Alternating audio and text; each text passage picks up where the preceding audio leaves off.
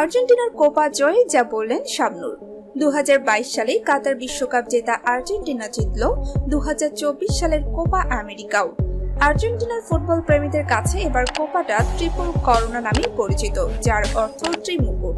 মহাদেশীয় শিরোপা বিশ্বকাপের পর আবার মহাদেশীয় শিরোপা জিতলেই নিশ্চিত এই ত্রিমুকুট। সোমবার মায়ামির হার্ড রক স্টেডিয়ামে আর্জেন্টিনাকে এই ত্রিমুকুট এনে দিলেন লাউতারো মার্টিনেজ ও মেসিরা। প্রিয় দলের এই জয়ে যার পরনায় আনন্দে ভাসছে আর্জেন্টিনার ফুটবল প্রেমীরা। এদিকে বাংলাদেশে আর্জেন্টিনার ভক্ত অনুরাগীদের সংখ্যা নেহাতই কম নয়। এই তালিকায় বাদ যায়নি চিত্রনায়িকা শাবনূরও। কোপা আমেরিকার শিরোপা জয়ে যখন আর্জেন্টিনা দলে ভক্ত অনুরাগীরা জয় উদযাপন করতে ব্যস্ত, তখন সামাজিক যোগাযোগ মাধ্যমে এক পোস্ট দিয়ে আর্জেন্টিনা সাপোর্টারদের খুশিতেই শাবনূরও আনন্দ প্রকাশ করলেন।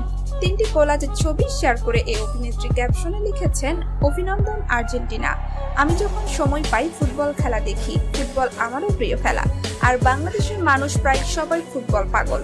সেই অংশ অভিনেত্রী লেখেন, আর যারা আর্জেন্টিনাকে সাপোর্ট করেছেন তাদের আনন্দ দেখে আমিও অনেক খুশি। আমার বিশ্বাস বাংলাদেশ ফুটবল একদিন ঘুরে দাঁড়াবে। বর্তমানে অস্ট্রেলিয়া প্রবাসী শাবনূর সেখানেই বসবাস করছেন। ফাঁকে বাংলাদেশে এসে রংপুনা নামে একটি সিনেমার শুটিং শুরু করেন। সিনেমাটি নির্মাণ করছেন আরাফাত হোসাইন। শাবনূরের চলচ্চিত্রে অভিষেক ঘটে চাঁদনি রাতে চলচ্চিত্র দিয়ে। এই চলচ্চিত্রটি ব্যবসায়িকভাবে ব্যর্থ হলেও পরে সালমান শাহের সঙ্গে জুটি বেঁধে তিনি সফলতা লাভ করেন। সালমান শাহের সঙ্গে তার অভিনীত স্বপ্নের ঠিকানা যথাক্রমে বাংলাদেশের দ্বিতীয় শীর্ষ ব্যবসার সফল চলচ্চিত্র।